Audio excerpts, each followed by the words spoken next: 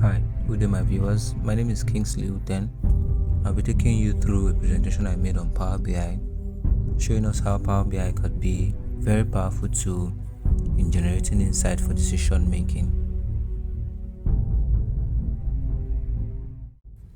In this video, we would take a look at working capital management and see what actionable insights we can get from the data available. Remember, the data is of a business that operates in the hospitality industry, rendering services like restaurants, bar, rooming, as well as laundry services. And also recall from the previous two videos, we saw that the business had experienced some difficulty with its working capital, which has resulted to gradual decline in its cash flow as well as its profitability. So in today's video, we'll be taking a closer look at the working capital and why they seem to be negatively affecting profitability and the cash flow of the business. So to help us really understand that, we'll be looking at current ratios, the working capital itself, sales to net working capital, and also look at the cash operating cycle and its individual components. We'll also take a look at trading activities. Is a business over trading? We'll see how all of this translates into the negative impact on cash flow and profitability. So starting off, let's look at the working capital itself.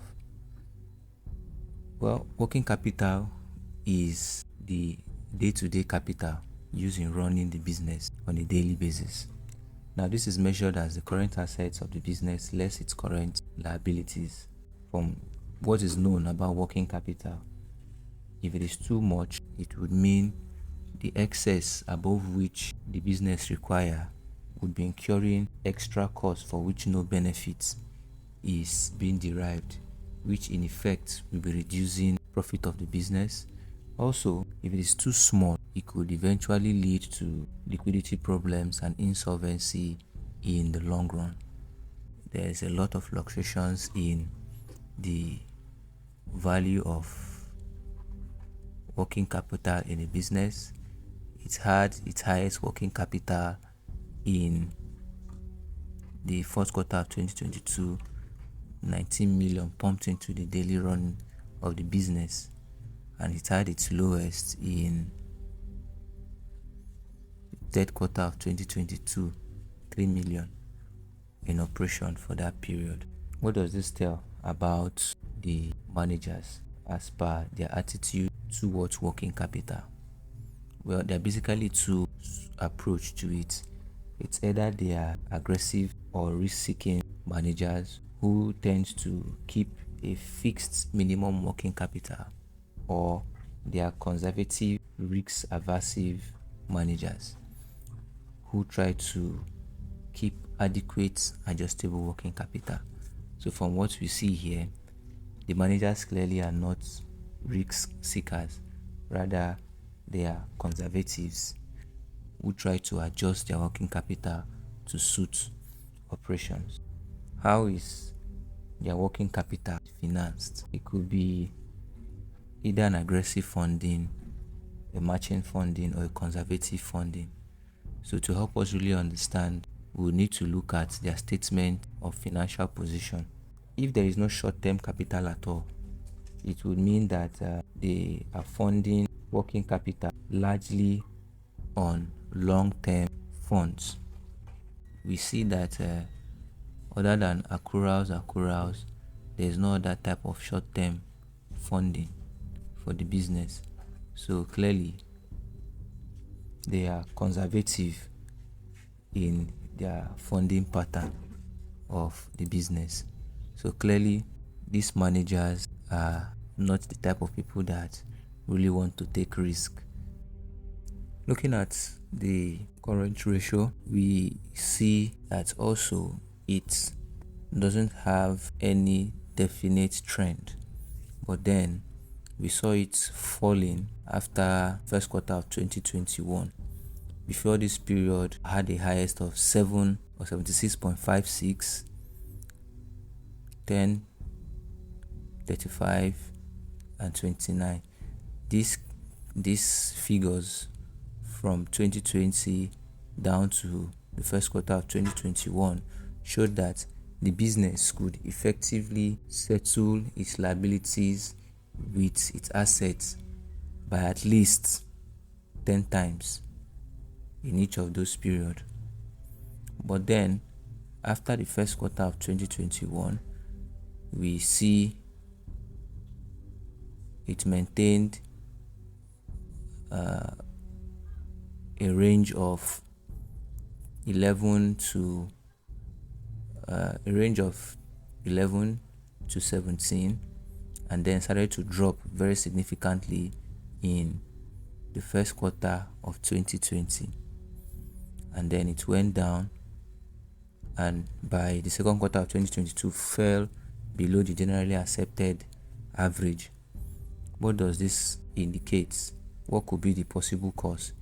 It could be that its assets are declining. Let's check for that. From 2020, current assets stood at 10, 11, 3, it's reducing, 6, up again, 9, up again, 10, current asset 15, current asset 21, current asset 15, 5, 5.9. So that's assumption is correct. We see that from the fourth quarter of 2021, the value of assets continued to decline. How about current liabilities? We saw that for current liabilities started at 365,000 and then went down, came up again, went down, came up again, came up, this time higher than ever, higher into millions, 3. So we see clearly. So the reason for the decline we've now seen in the current assets is largely because of increase in the liabilities of the business, whereas the current assets is declining. So this will cause the gap between the two elements to reduce, therefore the ratio between them reducing over time. And this is what we have seen starting from the fourth quarter of 2022 down to the point where the ratio even fell below the generally accepted current ratio of 2.0. That is, assets being at least 2 times the liabilities of the business. So the managers would need to look at its working capital composition again to ensure that it is not having too much liability than its current assets can actually settle if the need arises. Next, let's see the difference between the current assets and the quick ratio. A current ratio measures all the current assets as compared to all the current liabilities, but in quick ratio, inventory is taken out of the current assets because inventory may not so easily convert into cash. Therefore, it is taken out, and then other current assets is used to measure the quick ratio. Now, what is the trend? What is the gap between the quick ratio and the current ratio, so as for us to understand the significance of inventory in our current assets? We're looking at the first quarter of 2021. The gap is in 0 points. Same here, roughly 0 points, 0 points. okay, we have a ratio of about 1 here, 1 point, okay, okay, about 1 point here, 0 point, 0 point, and also 0 point. So all of these is pointing to the fact that in terms of the working capital, inventory of this business has very little effect on the working capital of the business. So we'll look at the other aspect of working capital, such as payable and receivable, because now we've seen that inventory is only but a very small part of it and does not really affect the outcome of working capital. How about sales working capital ratio?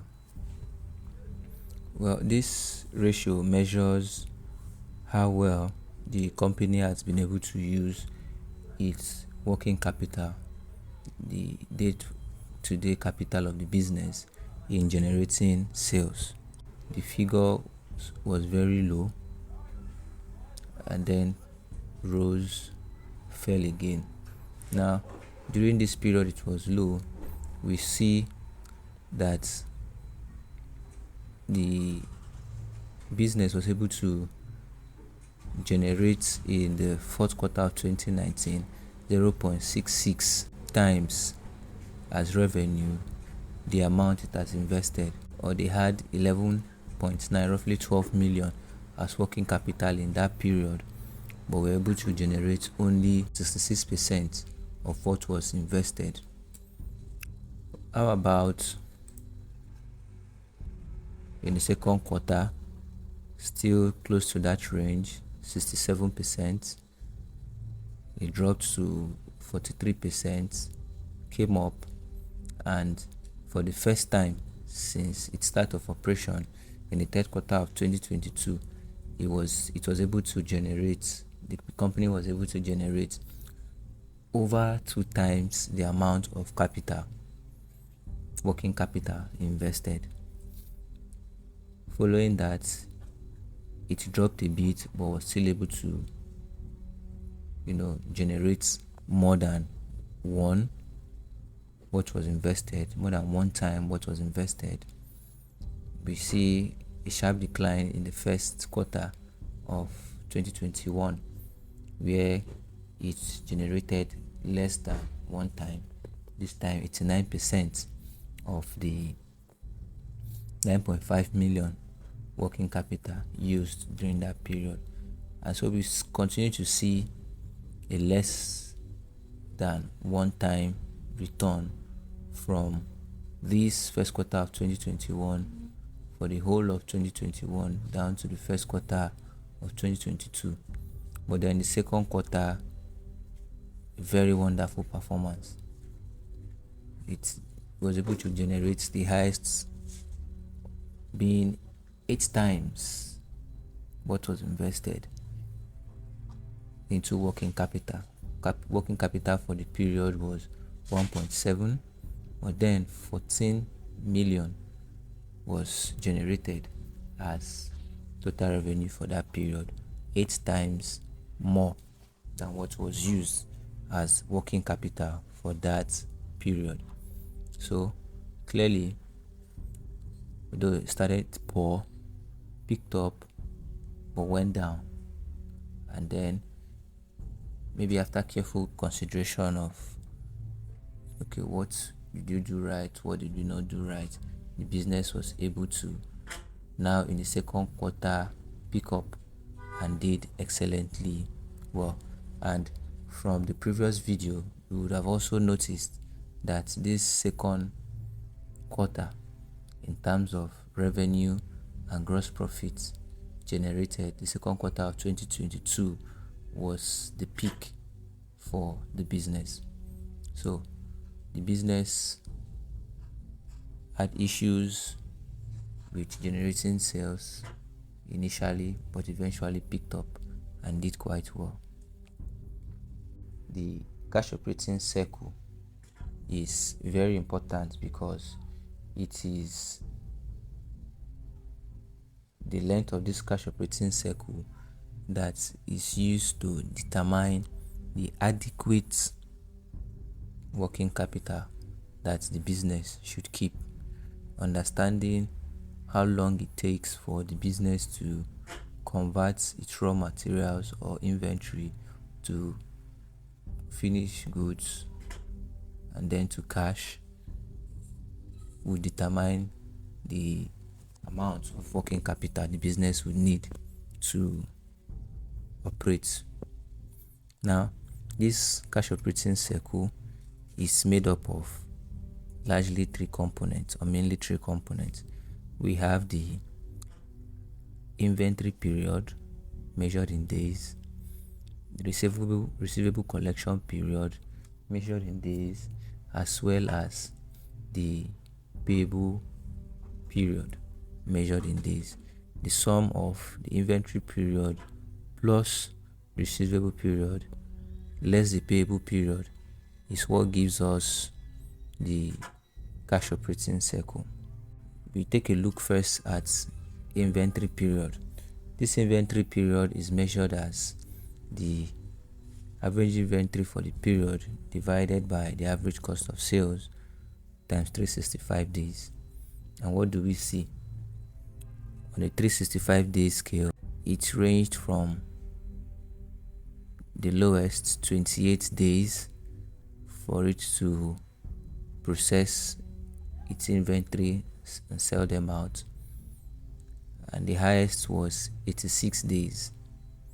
Remember, from what we saw in the current ratio, we discovered that inventory is really not a problem, and this is what we also see here, 28 days. But then gradually towards the end, where the business started having issues, we see that inventory had now begun to rise very significantly, now probably now negatively affecting the working capital position of the business. Though starting off it was very insignificant, very small, but then suddenly it started rising, and as it starts to rise, we see the current ratio of the company dropping. This rise is also what partly contributed to the rise in working capital we saw between 2021 and 2022. How about the receivable collection period? Now, this one is measured as the total receivables divided by the credit sales for the period times 365 days. What do we see? Well, starting off from the fourth quarter, it took only 8 days for the business to recover its money from its customers. But then gradually it continued to rise to 26, came down at some point, and then we see a sharp rise towards the end. So, combining these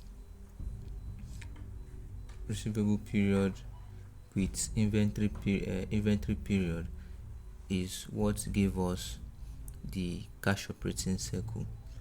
We are supposed to remove the payable period, but from the data available, so there's no payable period, so we cannot actually work with it. So the sum of these two is what gives us the cash operating cycle, and from what we can see, cash operating cycle is 57 days, a sum of the 36 days for inventory period and 21 days for receivable period. Combining these two gives us the 57. Now, what is the relationship between our cash operating cycle and our working capital?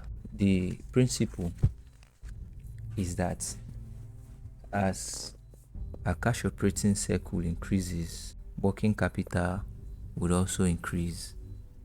And this is what we see in this period.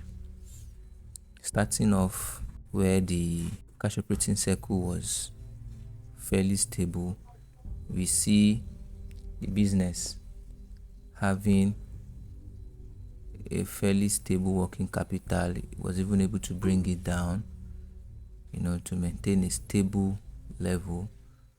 But after 2021 first quarter, we noticed an increase. That is the increase we see here. And then when it started to experience a decline, we see that decline here. And then it picked up again. So the effect of shooting up or the cash operating cycle increasing will be felt at a period probably in the middle of 2022, that is after quarter 3. So clearly, pointing out to the fact that indeed, as the situation gets worse, this has resulted from poor management of inventory and receivables, trade receivables.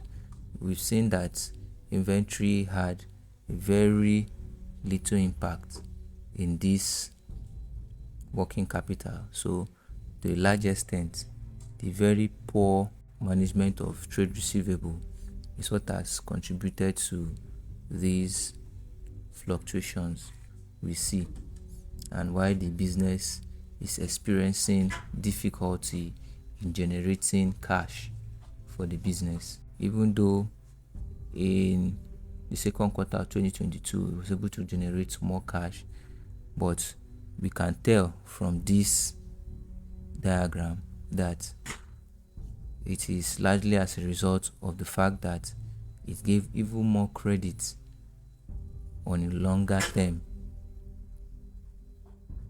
That is why it was able to generate these sales, which in the long run may not be good for the health of its business. So clearly, the inventory management needs to be worked on, and then credit facilities granted to customer, most importantly, should be carefully scrutinized. The management should understand at what point should we give out credit, who qualifies to receive this credit facility, and what the appropriate term should be. Now, factors that the management would need to consider would be the credit sales level. What is the current average receivable and the factored average receivable? They should look at the current interest cost involved. They should look at the possibility of having bad debt, how it would increase their operating expenses, and how managing their receivables properly would help save some certain costs on administration as well as operations.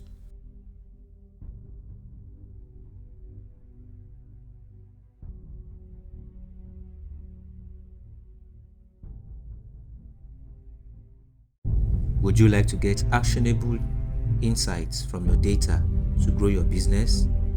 Power BI can help you do that. And I still remain your Power BI guy, Mr. K.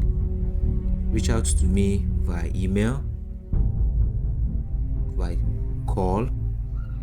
To learn more on how Power BI can contribute to helping you grow your business, you could visit my website or see my LinkedIn profile for more ways that Power BI can help grow your business.